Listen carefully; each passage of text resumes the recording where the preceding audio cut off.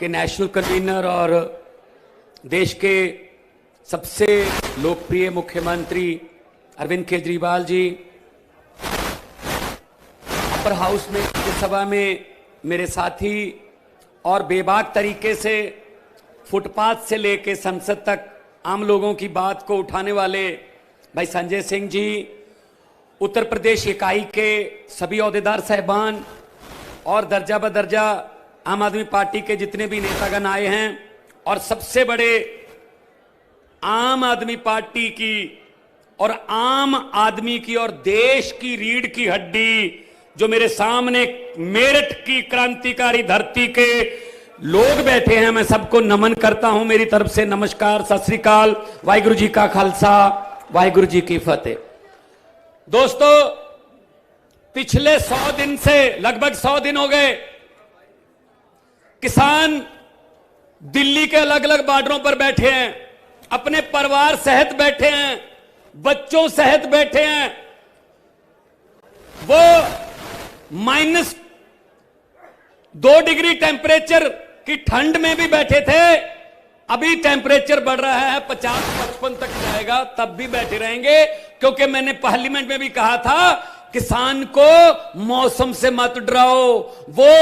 वो जब पानी देता है अपने खेतों को दिसंबर में, तो उसके हाथ पैर नीले हो जाते हैं। उनको ठंड से मत डराओ, उसको गर्मी से मत डराओ। और सबसे बड़ी दुखदायक बात यह है कि उनको टैग कैसे दिए जा रहे हैं मोदी गवर्नमेंट की तरफ से।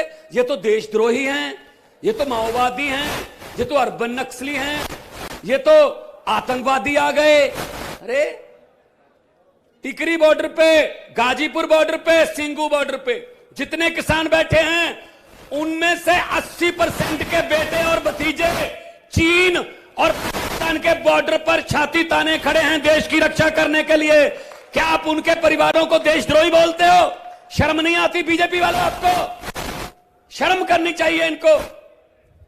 मैं पंजाब की धरती से आया हूं, मैं जलियांवाला बाग की धरती से आया हूं, मैं शहीद आजम भगत सिंह की धरती से आया हूं, मैं शहीद उधम सिंह के शहर से आया हूं, और मैं मंगल पांडे की धरती को नमन करने आया हूं, जिसने 1857 में ऐसा गदर खड़ा किया, इस सरकार की जड़ें हिल गई थी। ये महापंचायत भी वही काम करने वाली है, इतिहास अपने आप को दोहराएगा।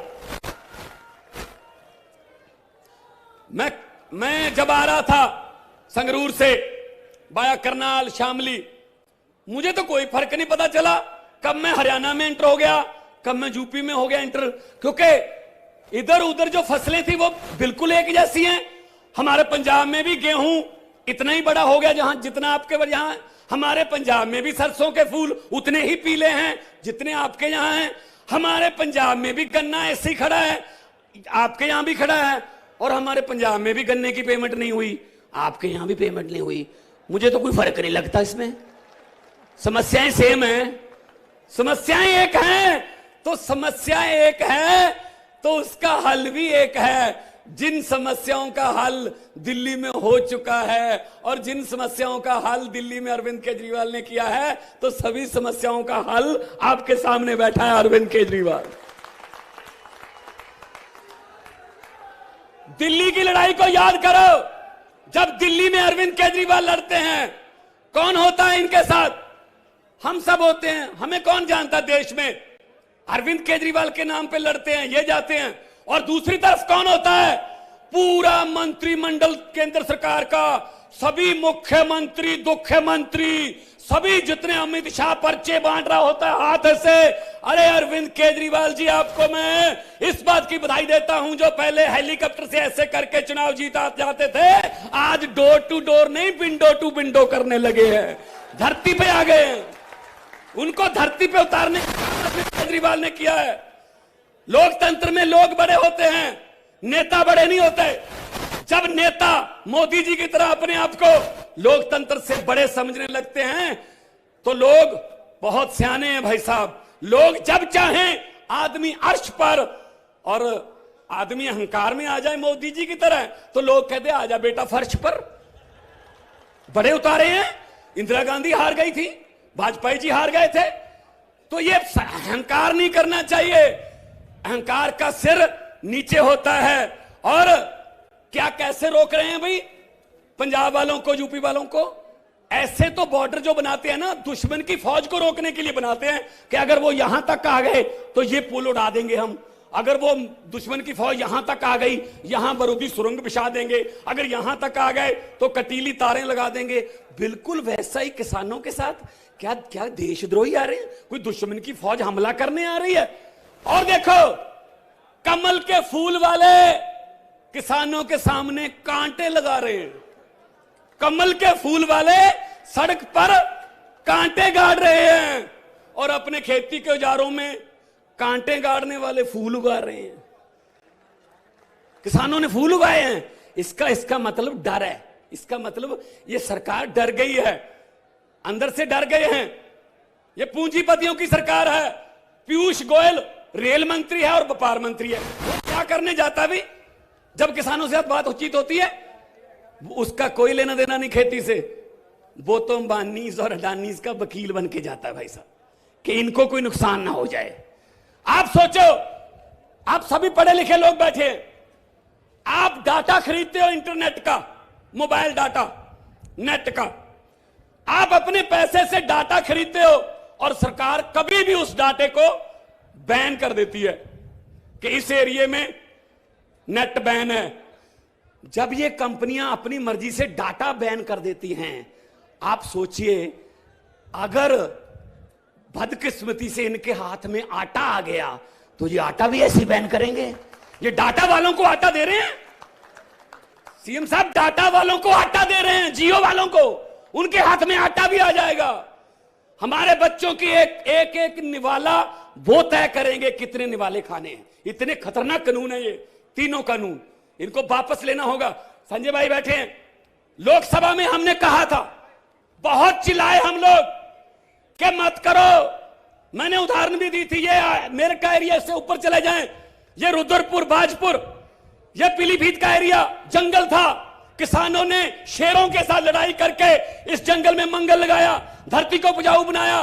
कई शेर मारे भी गए और शेरों ने किसानों को भी मारा। मैंने पार्लियामेंट में कहा था, मोदी जी ये किसान कौम है जो शेरों से लड़ना जानती है, इसके साथ पंगा मत लो, आपको भारी पड़ेगा। और हो रहा है, अभी हो रहा है।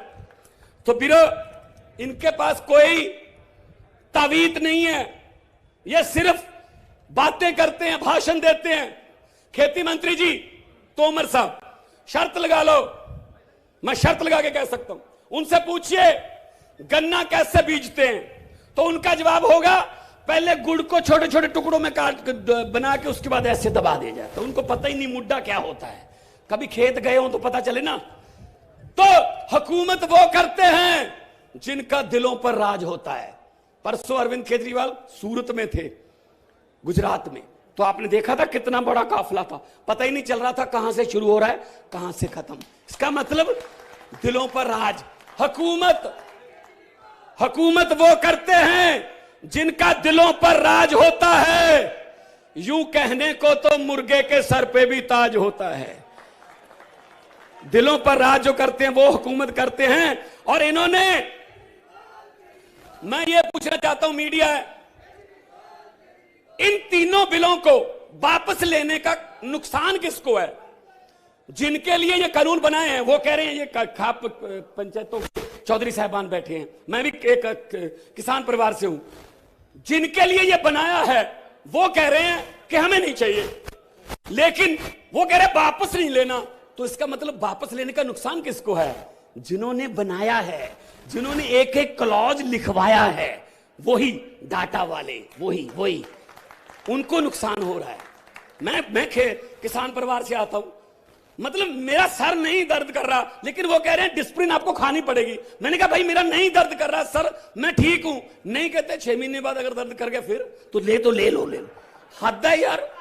ये मोदी जी जब घूमते हैं ना देश में, चुनाव के समय जब घूमते हैं, तब बड़ी ऊंची आवाज में कहते हैं सबको कि गर्व से कहो तुम भारतीय हो, और जीतने के बाद पूरे देश को पूछते हैं साबित करो तुम भारतीय हो। ऐसे कानून लेके आते हैं। इनको असल में इनको ये हो गया कि बड़े बड़े सीए वगैरह के कानून हम लाए, लोगों ने विरोध किया, लाठीचार्ज किया, आंसू गैस के गोले छोड़े, चलो जी खत्म। लेकिन इनको ये पता नहीं था कि अब पाला किसान से पड़ा है जो मिट्टी से सोना उगा लेता है। अब पाला उसके साथ पड़ा है। अब छेती छेती जल्दी जल्दी ये आंदोलन खत्म होने वाला नहीं है। कई लोग पूछते हैं हमसे कि अब क्या होगा, शायद ये बिखर गया। नहीं, बिखरा नहीं है, ये फैल गया। देखो यहां तक आ गया, शामली महापंचायत हुई पंजाब में। मैं आपको बताना चाहता हूं, आपके दोस्त मित्र कोई होंगे, पंजाब में 21 मार्च को दिन एतवार को मोगा जिले के बागा पुराना में हम किसान महासम्मेलन कर रहे हैं, जिसमें लाखों लोग, पूरा पंजाब वहां पे इकट्ठा करके अरविंद केजरीवाल जी को बुलाकर मोदी सरकार की जड़ें हिलाने का काम करेंगे 21 मार्च को। जो मैं आखिरी 2 लाइनें कह के अपना स्थान लूंगा, क्योंकि मुख्यमंत्री साहब ने बोलना है। जो ये कहते हैं ना कि पता नहीं क्या हो गया क्या होगा, मैं उनके लिए 2 लाइनें कहना चाहता हूं कि इंसाफ का दिन नहीं चढ़ेगा जिन लोगों के दिल से ये डर नहीं जाता। इंसाफ का दिन नहीं चढ़ेगा जिन लोगों के दिल से ये डर नहीं जाता। मेरठ की क्रांतिकारी धरती से मैं कह रहा हूं कि उनको समझा देना कि रात लंबी होने का मतलब सूर्य मर नहीं जाता, सूर्य चढ़ेगा, यहीं से चढ़ेगा, इसी धरती से चढ़ेगा। पंजाब, उत्तर प्रदेश इकट्ठे होकर आजादी की लड़ाई भी लड़ते रहे हैं, और पंजाब और उत्तर प्रदेश ने आजादी की लड़ाई को लीड किया था। चंद्रशेखर आजाद या और भगत सिंह इकट्ठे लड़ते थे, और पंजाब इन काले कानूनों से आजादी दिलवाने के लिए आगे हो पूरे देश को मिली थी। उसी तरह इन कानूनों से आजादी पूरे देश के मिलेगी। जय जवान। अभी पिछले दिनों हम भगत सिंह के चाचा अजीत सिंह जी का जन्मदिन मना के हटे। उन्होंने पगड़ी जट्टा 9 महीने का आंदोलन शुरू किया था, तब भी 3 ही कानून थे। तो उनकी आत्मा को भी शांति मिलेगी। दोनों हाथ ऊपर कर 2 नारे लगा दो, उनकी आत्मा को शांति मिलेगी। अभी जो हमारा इनकलाब का दिया जगा कर बैठे हैं, दोनों हाथ ऊपर का उठाकर 2 नारे लगा दो, इनकलाब, इनकलाब। बहुत बहुत धन्यवाद, बहुत बहुत धन्यवाद।